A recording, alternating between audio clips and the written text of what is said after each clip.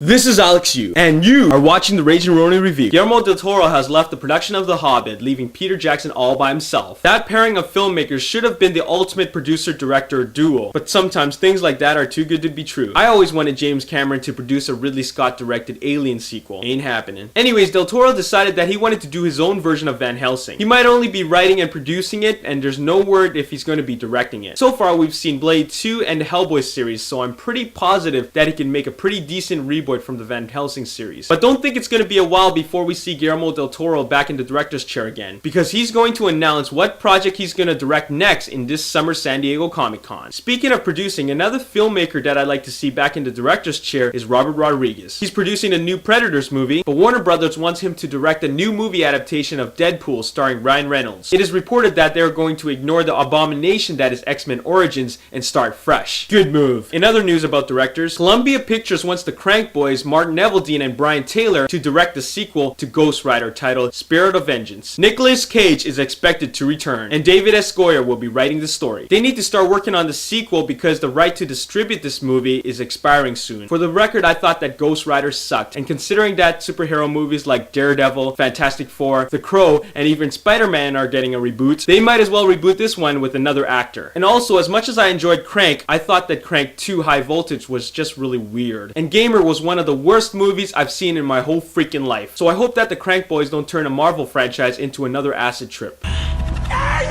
On the production front, there was 4 minutes of production footage of Thor. Entertainment Tonight has the footage as they were on set with the title character played by Chris Hemsworth and Natalie Portman. Hit the link below to check it out. Peter Berg's Battleship movie will now be released on May 18, 2012 so that it doesn't have to go up against Will Smith on Big Willie Weekend for MIB 3. Men in Black 3. MIB 3D. MIB 3D. Men in Black 3D. Yeah, which will be released on May 25th, 2012. So instead, Battleship will be going up against Madagascar 3D. Actually, I have no idea if it's going to be in 3D, but it probably is. And Piranha 3D will be moving up from August 27th to August 20th this summer. Did you know that there's an alien invasion movie called Battle Los Angeles that is coming out in 2011? Well, they're done shooting it already, and it is directed by Jonathan Liebesman, who could possibly shooting the next Clash of the Titans movie in 3D. They could be filming it in as early as January 2011. Ridley Scott was interviewed at the Hero Complex Festival, and he actually mentioned that he's working on 2 Alien prequels. 2 of them! The prequel will take place many years before the first Alien movie, and we'll talk more about the thing known only as the space jockey in the first movie. I'm really looking forward to this one. Ridley Scott is one of my favorite directors, and Alien is the first movie that I've seen of his, and I'm so glad that his filmmaking is coming full circle. If you haven't already seen it, you can check out 4 minutes of the A-Team by clicking the link below, and a new exclusive TV spot for the Expendables. I've seen A-Team already, and you can check out my review of it. Click the links below for all those links. There's a new trailer for the Zack Snyder directed animated movie Legend of the Guardians, The Owls of Ga'Hoole. That's a really long title. When I saw the very first trailer for this movie, I was like, wow, this trailer only has CG owls that talk and fly. So when I found out that there's a new trailer for this movie, I thought they were going to show some more exciting scenes. But instead, I got, wow, this trailer only has CG owls that talk and fly. I think Zack Snyder should stick to what I love him doing best, and that is directing R-rated sci-fi fantasy movies. Oh, and finally, I'd like to mention that my favorite movie of 2010 so far is coming to Blu-ray on August 3rd, and that is Kick-Ass, and it comes in a Blu-ray, DVD, and digital copy combo, which is becoming more and more popular with major movie releases. Be sure to check that out on August 3rd. And this concludes your movie roundup news for this webisode. Tune in again for more updates and reviews. This is Alex Yu, and you're watching the Ragin Ronin Review. Peace!